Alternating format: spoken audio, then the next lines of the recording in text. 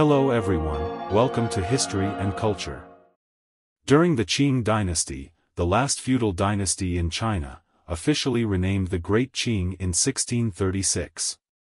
In comparison to the Tang dynasty's 3,000 beauties in the harem, the number of concubines for each emperor of the Qing dynasty was not particularly high.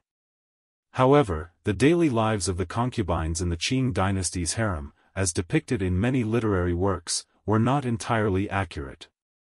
According to records in the Qing dynasty's royal documents, we can unravel the mysteries and discover more truths. In ancient times, countless women desperately sought to enter the forbidden city, aspiring to become the emperor's concubine and soar like a phoenix.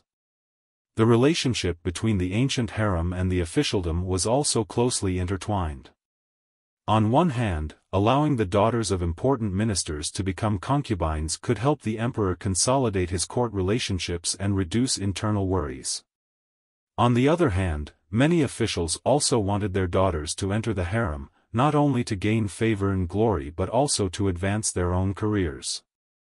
Thus, the fortunes of the harem and the officialdom were intertwined. However, regardless of the reasons, it was not easy for ancient women to secure a place in the harem. Whether it was due to their background, extraordinary beauty, talent, or intelligence, all types of beauties among the 3,000 would captivate the emperor's eyes. The fortunate concubines who entered the harem did not find the happiness they imagined. Rather than being a secluded paradise, the harem resembled a fiercely competitive workplace filled with intrigue. A slight misstep could lead to being banished to the cold palace and forgotten. Of course, some concubines managed to win the emperor's favor, enjoying endless glory and wealth. The rules in the Qing palace were more numerous and comprehensive compared to other dynasties. Concubines' lives in the palace were meticulously documented, with eunuchs and palace maids strictly controlling their daily routines, including their diet and rest. This was not only to prevent inappropriate behavior but also to ensure that the concubines remained in the best condition to respond to the emperor's summons at any time. The hierarchy in the Qing palace was clearly defined, including ranks such as empress, imperial noble consort, concubine, imperial maid, palace maid, and servant.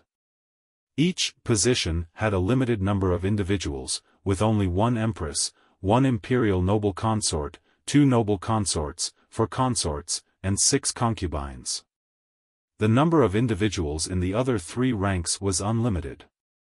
These ranks also represented different treatments, with significant differences in treatment depending on the rank. The salaries of individuals at different ranks also varied greatly. For example, the empress, enjoying the highest status, had an annual salary of up to 1,000 taels of silver, which would be worth around 300,000 to 400,000 in today's currency. It might be argued that this salary is not high by modern workplace standards, but in those days, the empress's living expenses were provided separately by the imperial household department, making this salary entirely disposable income. In addition, the empress received various flatteries from concubines and gifts from officials, adding to her wealth. The annual salaries of the imperial noble consort and noble consort were about 800 taels and 300 taels, respectively, while those of the concubine and imperial maid were 200 taels and 100 taels, respectively. The palace maid and servant had salaries of 50 taels and 30 taels, respectively. The difference in income between the empress and the servant was more than 30 times. Apart from this, there were also differences in clothing styles, colors, and jewelry among different ranks, reflecting the strict hierarchy of the harem. In ancient times, there were no cell phones, televisions, YouTube, or TikTok. So how did the anxious concubines in the Qing palace spend each day in the cold and ruthless harem? Once entered into the palace, concubines could hardly step out of the forbidden city, being confined to the splendid imperial palace for life. If favored by the emperor, they could lead a decent life, but if not, they would live in solitude, abandoned. In reality, their lives in the harem were far from the happiness often imagined. Starting from waking up, Qing emperors were diligent in state affairs, rising around 5 in the morning for early court sessions with ministers. Therefore, the daily routines of the concubines in the Qing palace were synchronized with those of the emperor. They would be awakened by palace maids at the same early hour and had fixed waking times, never allowed to oversleep. After waking up, they would be groomed and dressed by palace maids, and after a simple breakfast, they would begin their most important task of the day, paying respects to the Empress Dowager and Empress. First, the Empress and all concubines would pay respects to the Empress Dowager. After the audience with the Empress Dowager, led by the imperial noble consort, the concubines would then pay respects to the Empress in her chamber. The Qing dynasty placed great emphasis on the ritual of morning and evening court greetings, which meant that both morning and evening, respects must be paid to the elders. Therefore, the concubines' respects were divided into morning and evening sessions. After the morning session, the same process would be repeated around 5 in the afternoon to complete the greeting. After the morning greetings, the concubines could stroll in the backyard or chat with close friends. Then, they would return to the palace for their meal.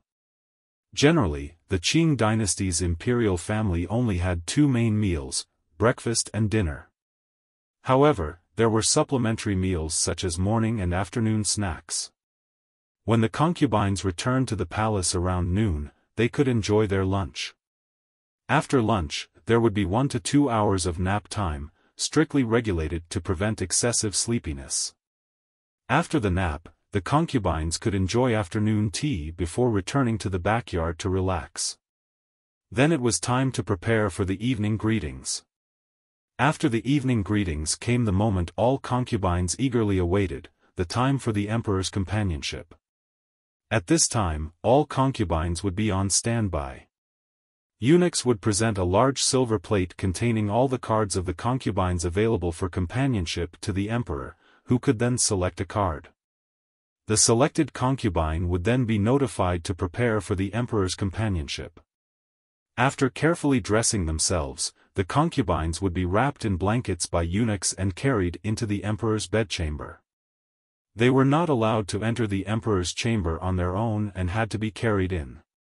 In addition, they had to climb onto the bed from the foot and lie on the right side of the emperor. During the entire process of serving the emperor, they had to remain silent and avoid any eye contact. Any dissatisfaction from the emperor during the companionship, or even if he became enraged, could pose the risk of their entire family being punished. After the companionship, the concubines could not spend the night in the emperor's bedchamber.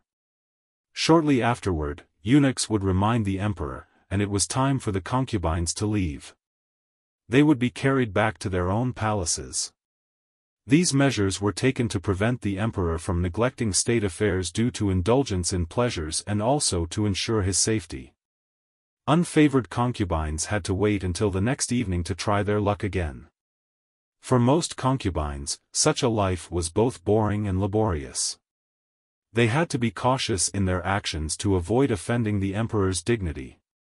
Even if they occasionally received imperial favor, it was as fleeting as a momentary flower. Despite their different backgrounds, they all faced the same predicament day after day, year after year, in the palace. To modern eyes, the lives of concubines in the harem may seem comfortable on the surface, devoid of the toil of work and the pressures of life, just enjoying themselves with the emperor. However, the monotonous repetition of daily life and endless waiting also constituted a kind of mental torture for the concubines. Freedom was simply a fantasy. In feudal society, people were oppressed by feudal monarchy without exception, only differing in the degree of oppression. In their youth, the women in the harem were lively and innocent girls, but feudal oppression turned them into eternal sorrow. This is History and Culture channel. Like and subscribe are the biggest help and support for us. Thank you everyone. See you next time.